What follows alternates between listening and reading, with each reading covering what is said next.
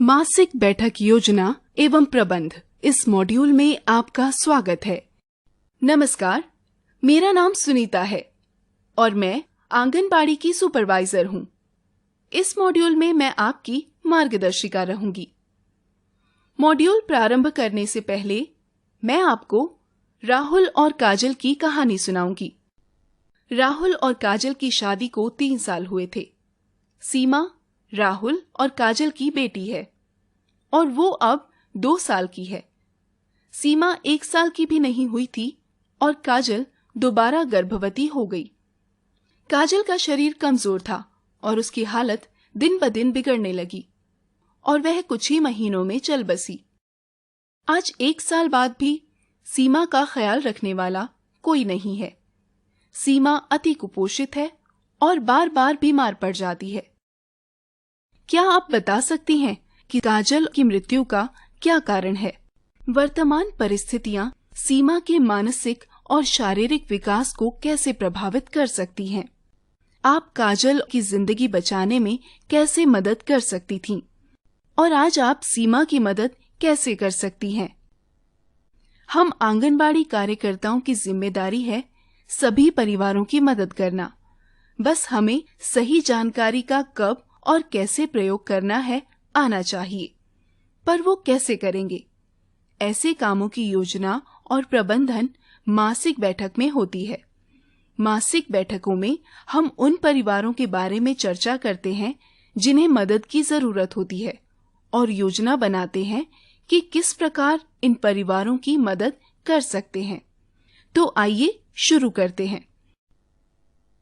इस मॉड्यूल के अंत तक आप जानेंगे कि मासिक बैठक का उद्देश्य क्या है, मासिक बैठक में हम क्या सीखेंगे, मासिक बैठक के बाद उसका उपयोग कैसे करेंगे, सुदृढ़ योजना के लिए अपने क्षेत्र की जानकारी कैसे एकत्रित करेंगे। क्या आप बता सकती हैं इस चित्र में क्या दिखाया गया है? इसमें एक बच्चे की जीवन की शुरुआती दिनों को दिखाया गया है। बिल्कुल सही।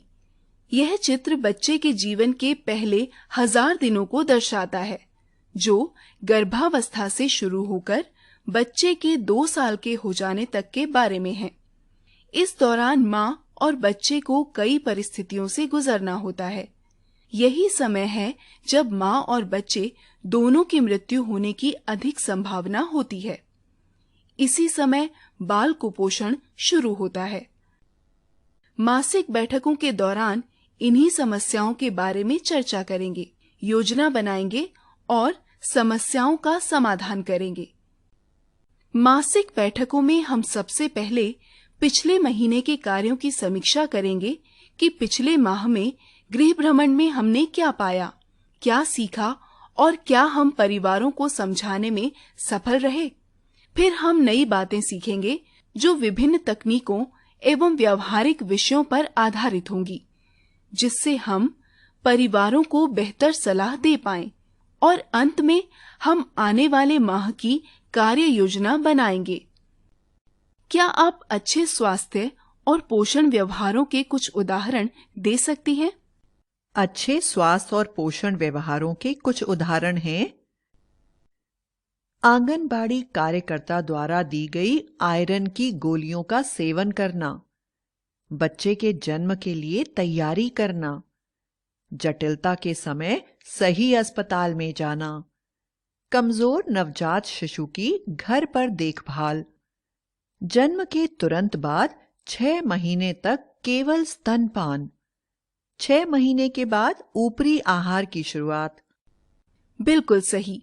क्या अब आप स्वास्थ्य कर्मियों के सहयोग से आंगनबाड़ी केंद्र पर दी जाने वाली सेवाओं के कुछ उदाहरण दे सकती हैं? इन सेवाओं के कुछ उदाहरण है टीकाकरण, प्रसव पूर्व जांच, आयरन की गोलियों की उपलब्धता सुनिश्चित करना, समय पर गृह भ्रमण के द्वारा परामर्श देना, दस्त से ग्रसित बच्चों को ORS देना। बहुत बढ़िया। मासिक बैठक का मुख्य उद्देश्य है ये समझना और चर्चा करना कि हम कैसे सभी परिवारों को सही स्वास्थ्य व्यवहार अपनाने के लिए प्रोत्साहित करें। हम सभी परिवारों को महत्वपूर्ण स्वास्थ्य सुविधाएं दिलवाने में कैसे सहयोग करें। हम सभी परिवारों तक अपनी पहुंच बना सकें और कैसे कोई भी परिवार हमसे न छूटे। हमने जाना कि मासिक बैठकों का एक उद्देश्य है गांव के सभी लोगों तक आंगनबाड़ी की सेवाओं को पहुंचाना। क्या आप बता सकती हैं कि ये हम कैसे कर सकते हैं? लोगों को जागरूक करके, घर घर जाकर इन सेवाओं के बारे में बताकर। ऐसा करने के लिए सबसे पहले उन परिवारों के बारे में जानना होगा जो हमारे क्षेत्र में रहते हैं, मुख्यतः जिन्हें हमारी सभी सेवाओं की बहुत आवश्यकता है। इसके लिए कुछ बिंदुओं का ध्यान रखना होगा, जैसे अपने क्षेत्र की सीमा निश्चित रूप से पता करना। जिस गांव में एक से अधिक आंगनबाड़ी केंद्र हैं, वहां क्षेत्र सीमा के बारे में विस्तार से जानना। उन टोलों की जानकारी लेना जहां सिर्फ पिछड़ी जाति या जनजाति वाले समुदाय रहते हैं। उन टोलों के बारे में जानना जहां सिर्फ अल्पसंख्यक धर्मों के लोग रहते हैं। ऐसे टोलों के बारे में भी पता करना जो किसी भी आंगनबाड़ी केंद्र के क्षेत्र में नहीं हैं। अपने क्षेत्र का नक्शा बनाना। नक्शे में सभी टोलों और टोलों के घर दर्शाना। सभी घरों को अनुक्रमांक देना। यह जानना कि आखिरी बार परिवारों का सर्वे कब किया था। अपने पास अपडेटेड सर्वे रजिस्टर रखना। सर्वे रजिस्टर में दर्शाए हुए परिवारों की संख्या नक्शे से मिलनी चाहिए। दीदी, यदि हमारे पास सर्वे रजिस्टर ना हो तो हम हमारे क्षेत्र के परिवारों की जानकारी कैसे एकत्रित करेंगे? यदि आपके पास सर्वे रजिस्टर नहीं है तो अपने क्षेत्र के सभी टोलों, सामुदायिक स्थल और रास्तों को दर्शाते हुए एक कागज पर नक्शा बनाएं। अपने क्षेत्र में यह नक्शा और डाटा ट्रांसफर शीट लेकर घर घर घूमें। हर परिवार को क्रमानुसार एक परिवार संख्या दें। हर घर के लिए नक्शे में एक चौकोर बक्सा बनाएं और उसमें परिवार संख्या लिखें। यदि घर में कोई गर्भवती महिला है तो उनसे उसकी LMP पूछें और उसकी EDD निकालें। डाटा ट्रांसफर शीट के जिस माह वाले खाने में महिला की EDD पड़ रही हो, उसी खाने में महिला का नाम और EDD लिखें। परिवार संख्या भी लिखें। अगर घर में कोई 1 साल तक का बच्चा है तो उसकी जन्मतिथि पूछें।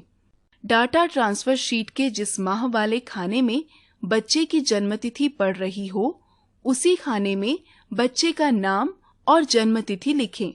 परिवार संख्या भी लिखें।